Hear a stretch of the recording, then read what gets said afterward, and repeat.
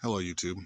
I thought I would make a quick note on the idea about churches taking over sacred pagan sites, right? Something that happened when, obviously, the spread of Christianity to mostly Europe and other parts of the world. They oftentimes use this as they built on old pagan sites as some sort of statement of political power, that they have conquered the people that were there and their pagan beliefs, a triumph of Christendom over the old pagan ways, right? Well, I kind of disagree with that assertion there. For one,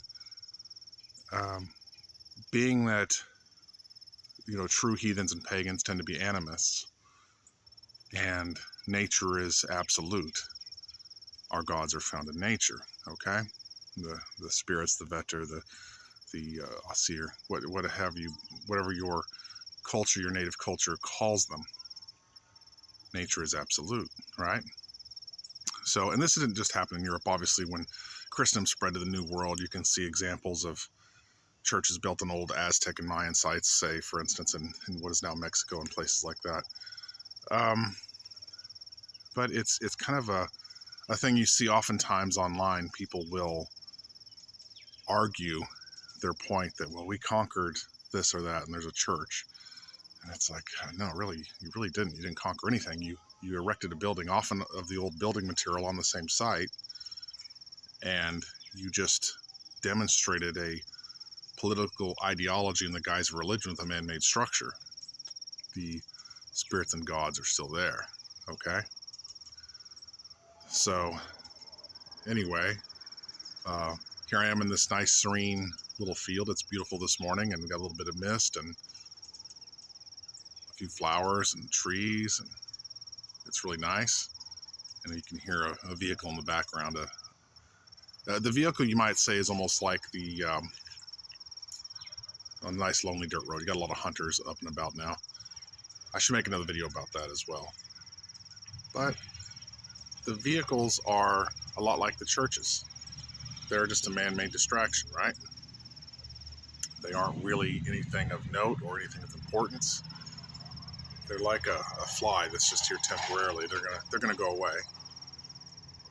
But nature is obsolete. Pardon me. I need to get my coffee going. Okay. Nature is absolute. All right. This field may become a forest again someday. It will be here long after these people are gone. So, in fact, those old sacred sites with those people. Here come my dogs.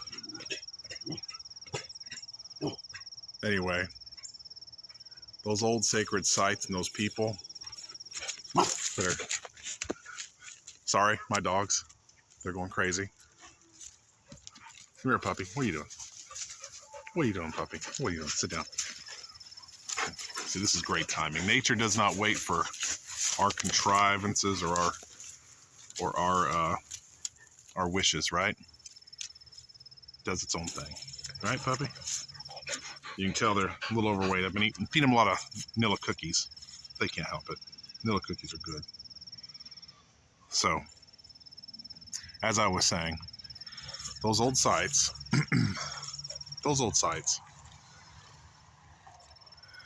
our gods are there on those old sites. The spirits are still there. Oftentimes people still feel a sense of peace and calm, or feel the holiness or sacredness of these old churches, say, throughout Europe. That's because they were built on the old pagan sites.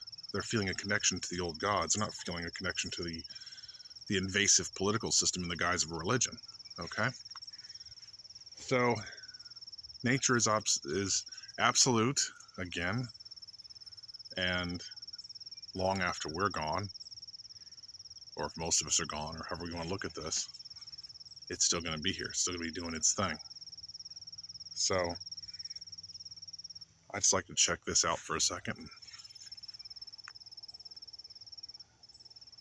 It's been fairly peaceful. Of course, the hunters and their machismo out here. They hunt for the wrong reasons, mostly. But anyway, that being said, I thought I'd just give my quick thoughts, and as scattered as they are this morning. And of course, my dogs have a few things to say, and they kind of helped make the point, I think. So anyway, I say hail to the gods, and hope the rest of you are doing fine. I've been doing great lately, and I hope you do too. Goodbye.